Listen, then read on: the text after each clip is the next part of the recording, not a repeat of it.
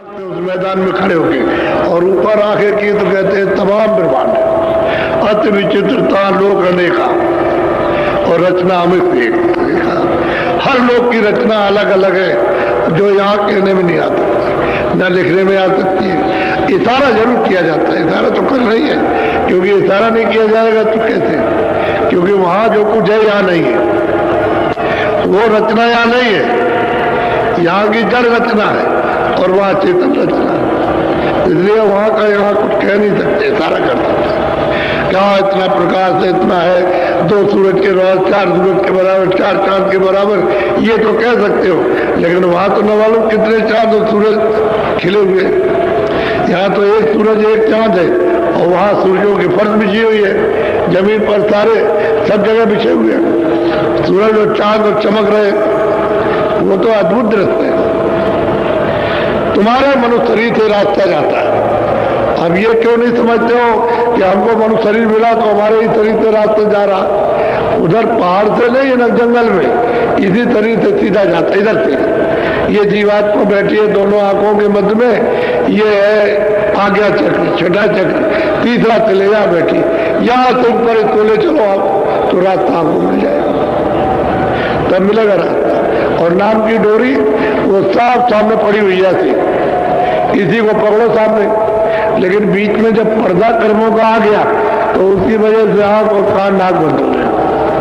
अब वो महात्मा मिल जाए तो रगड़ करेगा, अतिशय रगड़ करे जो कोई अनल प्रकट चंदन से हुई। अरे भाई चंदन चंदन रगड़ते तो आप पैदा हो जाती है। आप जरा रगड़ करो, रगड़ करने का मतलब अभ्यास, यानी ध्यान और भजन करो, रगड़ करके करो अच्छी तरह से, तो ये साफ मैल साफ हो जाए। तो जो बताते हैं, जो कर लेते हैं वो कर लेते हैं, उनको हो जाता है, जो नहीं कर पाते नहीं कर पाते। अब ये थोड़ी कि सबको बताया सब कर लेंगे।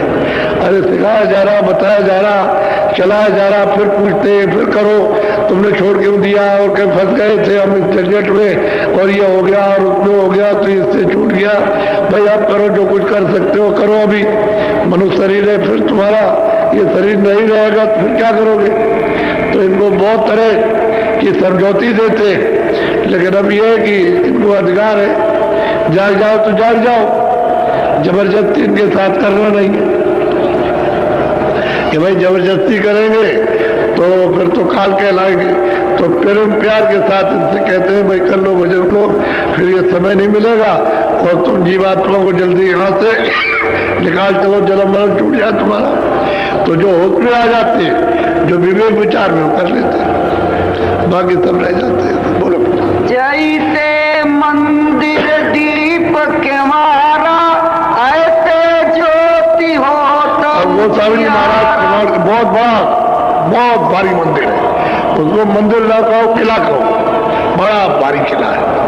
और कहते हैं उन्होंने प्रमाण दिया कि जैसे बहुत भारी मंदिर संसार से बड़ा, वो जिस मंदिर में वो रहते हैं वो संसार से बड़ा है, सारे विश्व से बड़ा, स्वर्ग से भी बड़ा और वैकुंठ से भी बड़ा है, उससे बड़ा मंदिर, उसमें वो बैठे हुए कहते हैं ऐसे दिखाई देते हैं जैसे ज्योत हो तो जाना, जो जल रही है, रूप ही उनका यही है। और दूसरा कोई रूप का प्रमाण नहीं दे सकता कि है वही रूप, ज्योति जल रही चलना, वो कभी बुझता नहीं, उसमें तेल नहीं पड़ता, ना उसमें मतलब कोई बाती कोई रुई की पड़ती है, वो तो जल रहा है।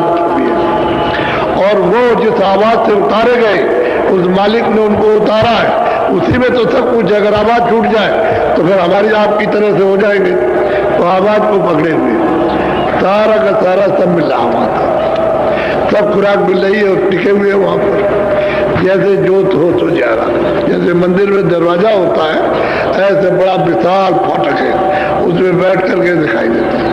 अब वो कहने में नहीं आता, वो देखने में तो आता है कि कितना बड़ा, कितना चमकता, कितना चमकता है और कितनी रोशनी और कैसा रूप है, ये तो आता, लेकिन आपको वर्णन करने में नहीं आएगा, क्योंकि वो चीज यहाँ है नहीं। बोलो। 7 दीप पृथ्वी नौखंडा गगन आकाश सकल ब्रह्मांड। अब वो कहते हैं 7 दीप नौखंड, और ये जितना भी ब्रह्मांड है ये सब हमने अपनी आंख से सब देखा।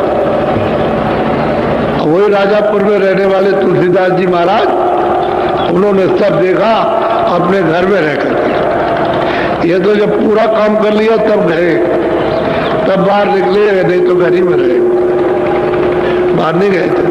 तो आप लोग ऐसा क्यों नहीं समझते? भाई उनको अधिकार हो गया कि घर में रहो, तो बाहर जाओ, घर में भी रहो, सब घर में रहते हैं। अरे इक्के दुक्के बाहर गए होंगे, बाकी तो सब गृहस्थी में रह करके ही बताया। इक्के दुक्के हम चले गए, लेकिन मर्जी है कि घर रहो या बाहर रहो, चाहे वन में जाओ चाहे घर में रहो, उसमें कोई नुकसान नहीं। अब उनकी इच्छा होगी उस समय पर तो चले गए। अब वो कहते हैं देखो सकल ब्रह्मांड हमने देखे ऊपर चढ़कर, और उस ईश्वर का साक्षात्कार किया जो खुदा है, जो गॉड है, उसका दर्शन किया अपनी आंख से। और तुम भी इसी तरह से दर्शन करना जैसे मैं कर रहा हूं। तुम भी ऐसे ही अभ्यास करो, साधन भजन ऐसे करो, तुम्हारी आंख खुल जाएगी। साधकों को भी बता रहे हैं कि जो हमने किया, और अपना बता रहे हैं कि देखो हमको ये मिला। बोलो। चढ़ी गई सूरत अगम ठिकाना, ये लखी नैना पुरुष पुराना। भाई सूरत ऊपर चढ़ गई ऊपर। अब चली गई मतलब ये ऊपर की चढ़ती चली जाती है।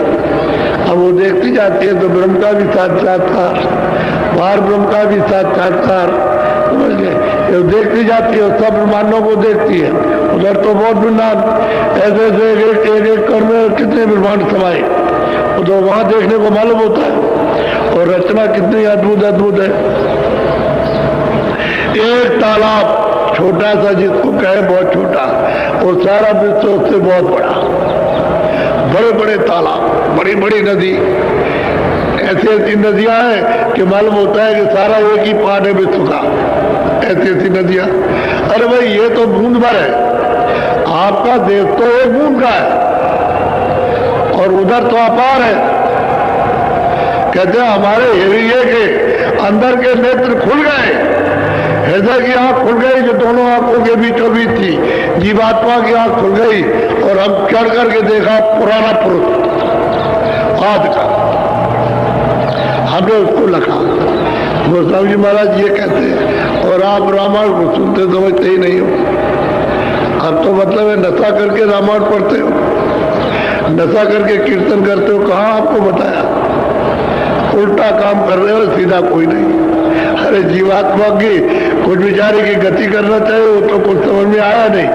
और जो बताया था भाई संतों की खोज करना उसी रामायण में, वो तो किया नहीं, वो उल्टा काम करने लगे।